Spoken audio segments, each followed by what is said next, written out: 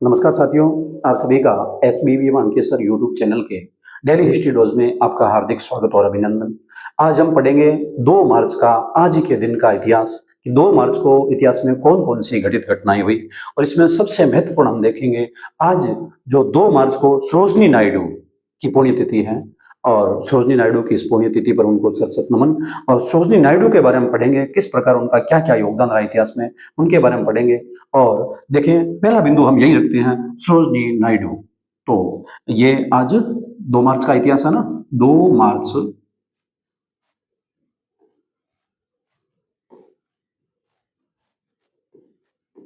2 मार्च। और कौन सी टॉपिक चल रही है कि डेली हिस्ट्री डोज।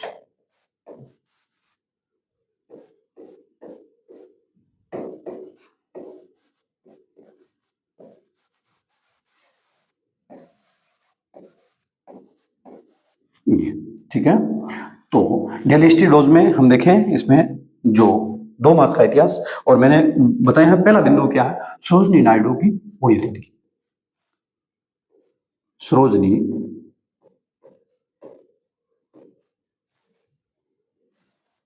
नायडू की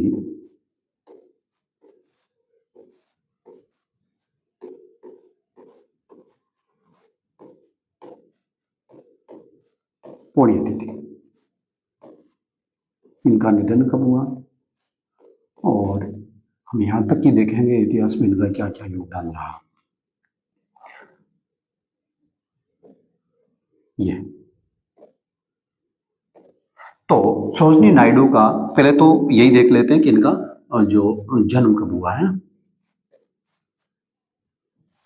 और ये पहले जो निधन लिखते हैं क्योंकि आज ही के दिन इनका निधन हुआ है। बिंदु हमारा ये है। तो इनका आज ही के दिन जो 2 मार्च को 1949 को निधन हुआ था, तो 2 मार्च 1949 कहां पर हुआ, लखनऊ में।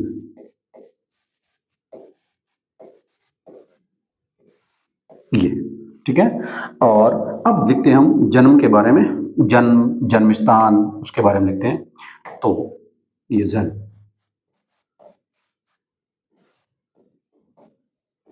ठीक है, और जन्म स्थान और लिख लेते हैं, जन्म स्थान।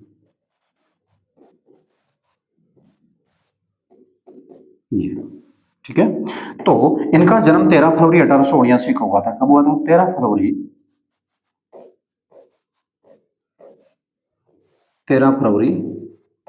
1879 को, ठीक है। और हुआ कहाँ? हैदराबाद में। कहां पर हुआ? हैदराबाद में। ये ठीक है, और इनकी उपाधि और देख लेते हैं। जो गांधी जी ने इनको कहा था नाइटिंगेल ऑफ इंडिया, भारत की कोकिला, तो उपाधि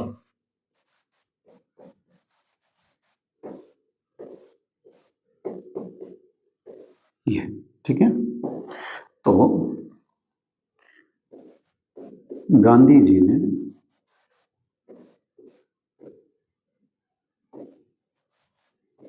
ने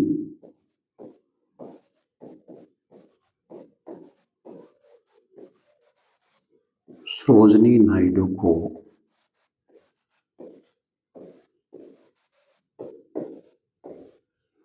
कौन सी उपाधि दी थी? भारत कोकिला। भारत कोकिला।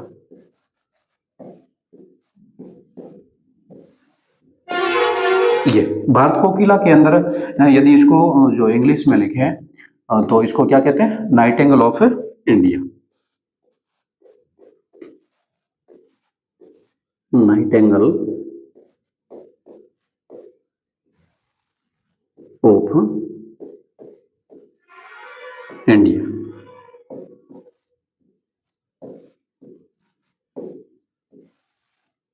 ये ठीक है, और गांधी जी ने सरोजिनी नायडू को भारत कोकिला की उपाधि प्रदान की। भारत कोकिला की उपाधि प्रदान की।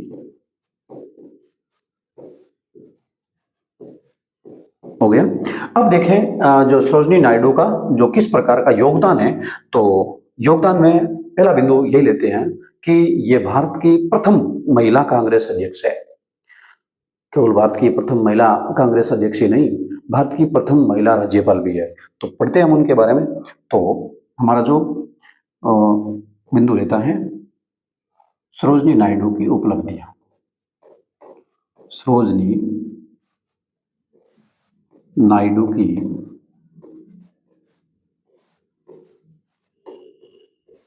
उपलब्धियां।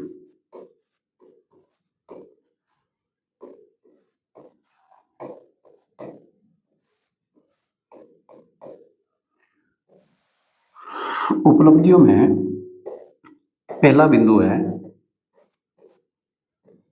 यह है भारत की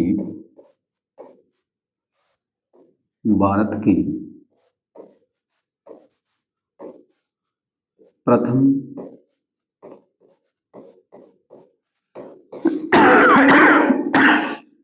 सॉरी महिला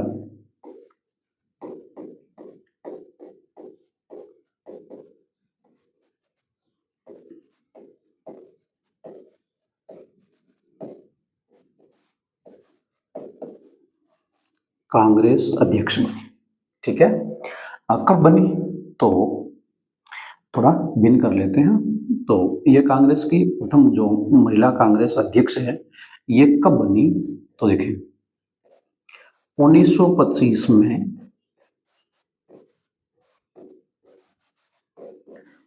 कानपुर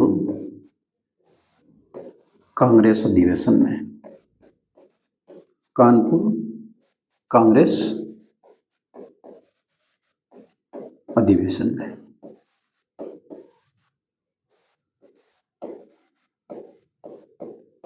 ठीक है, और रही दूसरी बात, नोट लगा के मैं एक और लिख देता हूं, थोड़ा नोट बिन कलर से लगा के नोट। कांग्रेस की, याद रखना, कांग्रेस भारत की प्रथम महिला कांग्रेस अध्यक्ष ये भारतीय है। कौन सी? भारत की प्रथम महिला, जो प्रथम भारतीय महिला, सॉरी यहां बिंदु लगा लेते हैं, प्रथम भारतीय महिला, याद रखना ये भारतीय थी ये। ठीक है, और कांग्रेस की प्रथम महिला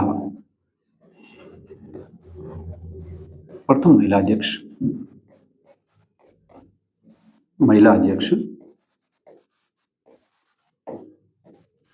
एनी बेसेंट थी। कौन थी? एनी बेसेंट, जो भारतीय मूल नहीं थी, आयरिश महिला थी। बेसेंट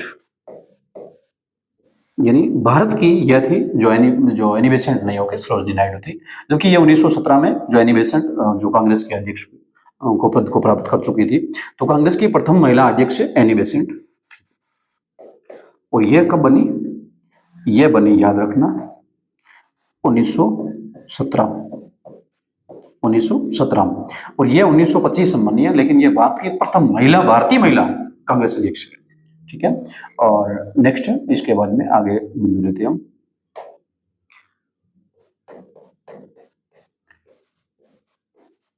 सरोजिनी नायडू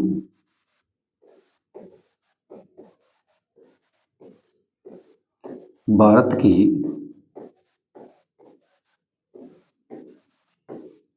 प्रथम महिला राज्यपाल बनी, प्रथम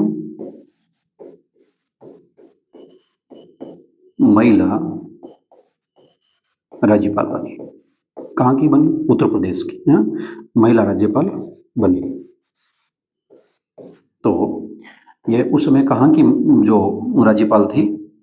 उत्तर प्रदेश की।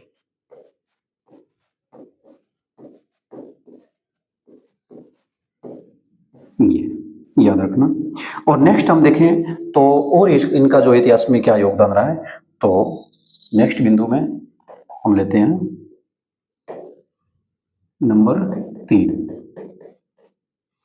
जिस समय सविनय अवज्ञा आंदोलन किया जा रहा था, उसमें गांधी जी दांडी मार्च यात्रा कर रहे थे, उस समय हम देखें दांडी मार्च यात्रा जो करने के बाद जो 12 मार्च 1930 से शुरू करके 6 अप्रैल 1930 को दांडी मार्च यात्रा खत्म हुई। उसके बाद में अलग-अलग क्षेत्रों के अंदर जो इस प्रकार की दांडी मार्च यात्राएँ निकाली गई, उसमें हम देखें सरोजिनी नायडू ने भी एक द्रासना कांड जो घटना हुई थी, वहाँ उस द्रासना के गोदाम को लूटने में जो इमाम साहब, मौलाना अबुल कलाम आज़ाद, जो हम देखें कस्तूरबा गांधी, गांधी जी का पुत्र जो मणिलाल, इनके साथ में इनकी वो महत्वपूर्ण भूमिका है, वो इसमें साथ में थी। तो नमक सत्याग्रह के समय नमक सत्याग्रह के समय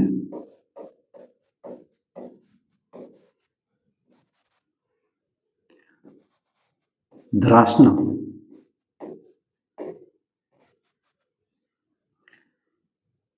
द्रासना सत्याग्रह का हुआ सत्याग्रह या द्रासना कांड, द्रासना सत्याग्रह या द्रासना कांड में सरोजिनी नायडू की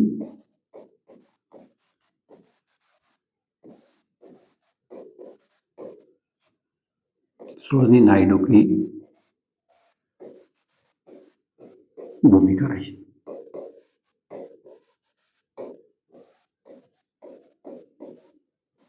हो गया।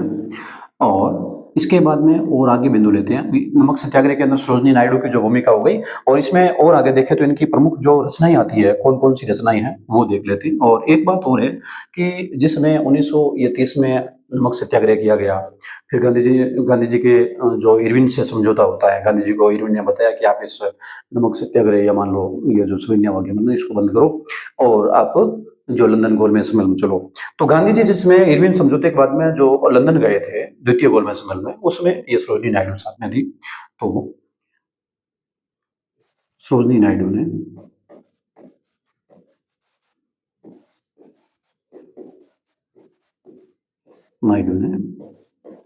द्वितीय गोलमेज सम्मेलन में भाग लिया।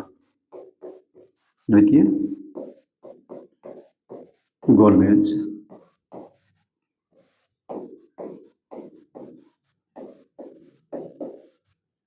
सम्मेलन में भाग लिया।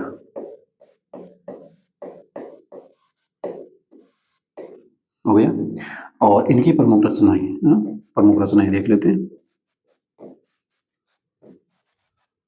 प्रमुख रचनाएं, प्रमुख रचनाओं के अंदर इनके जो कौन कौन से नाम आते हैं, तो पहला the golden threshold, the golden threshold, और 2 नंबर पर देखें तो द बर्ड ऑफ टाइम, और 3 नंबर पर द ब्रोकन विंग। ठीक है, ये हमने जो सरोजिनी नायडू के बारे में पढ़ा। अब हम आगे जो दूसरे बिंदु के रूप में लेते हैं, जो दुनिया का सुपरसोनिक जो विमान था, वो आज ही के दिन पहली उड़ान भरता है, कॉनकॉर्ड, तो उसके बारे में थोड़ा लिख लेते हैं दूसरे बिंदु में। जो यानी आज 2 मार्च के दिन की बात है, 1969 की बात है। तो 2 मार्च 1969 को दुनिया के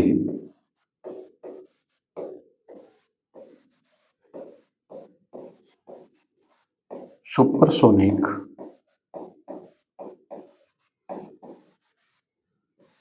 विमान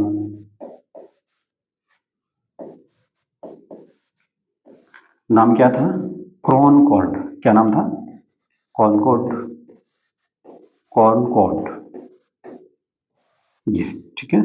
तो 2 मार्च 1969 को दुनिया के सुपरसोनिक विमान कॉनकॉर्ड ने उड़ान भरी, ने पहली उड़ान भरी। ये तो आज के लिए बस इतना ही दोस्तों, और हम आगे इसी प्रकार जो मार्च के इतिहास में जो आपको डेली अपडेट देते रहेंगे। तो आपका स्नेह और विश्वास सदैव यूँ ही बना रहे। धन्यवाद।